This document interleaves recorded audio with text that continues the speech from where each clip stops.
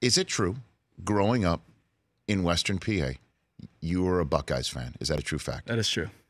What the hell, Chase? What the holy hell? It was one of those things where, for me, Penn State was dealing with that whole, like the whole Sandusky thing. And it was like, if I went there, I would have kind of had to associate myself with that. And I knew Coach O'Brien was probably going to be leaving.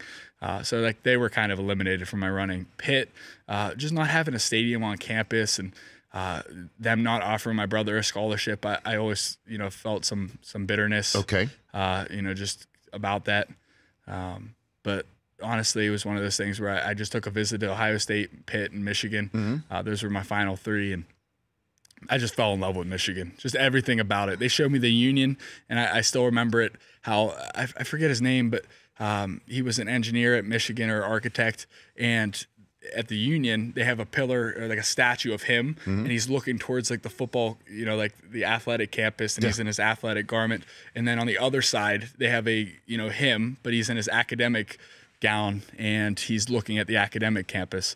And like for me, it's like that aspiration to be like the ultimate man, like as best as you could possibly be, something I aligned with. Well, when I went on campus, a foot of snow fell. I'm from New York City, so I'm used to being in snow, but a foot of snow fell and it was so damn cold. And I still fell in love with it too. And I'm like, this is the place where I got to go. There's just something special about it. I did feel that way. Yeah, I sound, anytime I talk about Michigan, I sound like a propaganda piece because look, I literally can't say anything bad about it. You and I have been accused of being of the same thing. But you grew up an Ohio State fan? Like you're watching, you're rooting against Michigan as a kid? My brother played at Bowling Green. Okay. And for me, it was one of those things where I grew up every single Saturday going to, watch. I was playing football on the sideline, just playing my own games. But I grew up going to Bowling Green and as a Falcon, and just growing up kind of like with that Ohio mentality. And then Terrell Pryor went there, and just for me, like seeing a Western PA kid just go and do big things on like a national scale kind of inspired me, and like I correlated Ohio State and just coming from Western PA and being in that spotlight. So so that's. You're so reasonable, Chase. Thank you. You're a reasonable guy. You're just laying it all out on the line like that. So I can accept all of that. And then of course your love of the University of Michigan was confirmed when you heard a pregame speech in September of 2016. That was a great one. By somebody. Who was that person? Chris Brockman? Were you there that day? I think that was you. I was there. You were there, right? You had an out-of-body experience. It wasn't pregame though, right? It was a practice the day before the game. Practice, yeah. Now, Harbaugh labeled it a top 5. Was he just was that a top 5 speech? It was. Okay, by the way, you can be honest with me, Chase. Yeah, I'm going to be honest. There's a lot of good speeches, but like I'd say like yours in particular, I liked like what you talked about, like the almost that like ideology of like. This is why you came to Michigan. Like we came here with this vision of where things should be, and it's confirmed. Like you talked about that too. Like you knew that when you walked into the football facilities, and you met with Coach Schembechler and just seeing how like everything operated, and it was the same way for me. Like even at like Michigan's lowest point and not making a bowl game, during my freshman year, like you always clung to that aspiration to just. Be better, be the best, like this mission. And so it's cool. I'm going to put you a little bit on the spot. So many people say that Harbaugh is not the guy to take Michigan where it needs to be. I pound the table in a different direction. You, a guy who's been through the program. What do you think? I disagree completely. I think, like, being around Coach Harbaugh, like he has so much depth to him.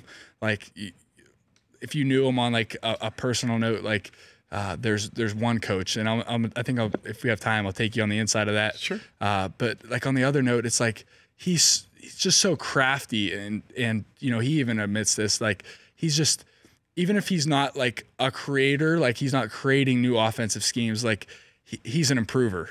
Like he can take anything and most anybody, and if you're willing to buy in and drink the Kool-Aid, as they say.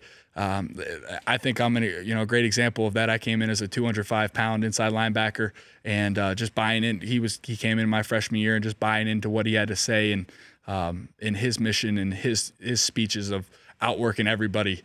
You can you can accomplish great things. So what do you want to go get on into? to go on the inside? This is a story I haven't really spoke of, but I'm gonna share it with you guys. Attaboy, Chase Winovich. So anytime going into this, like there's like a mystique about Coach Harbaugh going into this meeting, and it was my sophomore year, and I had pulled my hamstring, so I wasn't playing, but I was hurt. But like I was so far down, like on the depth chart at that point, because like I was hurt and it was in camp, and that Coach Harbaugh was still so invested into my success, and he pulled me into his office one night, called me in, and it was so weird.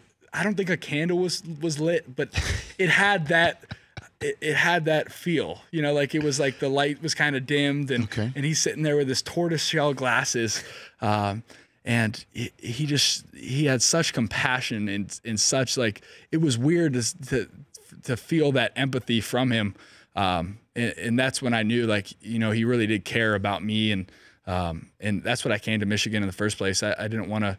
I wanted that feeling of love. What did he say to you?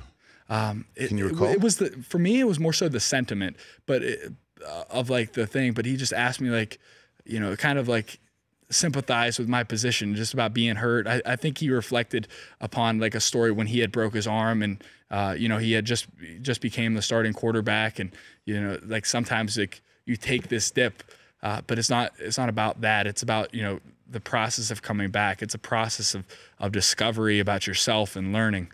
And it helped you turn a corner. Yeah, it helped me turn a corner. And it didn't happen like immediately, because like with injuries, they take time. But like eventually over time, I was able to, kind of apply that advice. And when you're fighting and you're swinging basically, and that like, someone has your back, and like eventually it's going to work out, and you have that confidence, it's a great relief. The Rich Eisen Show, weekdays at noon Eastern on Audience.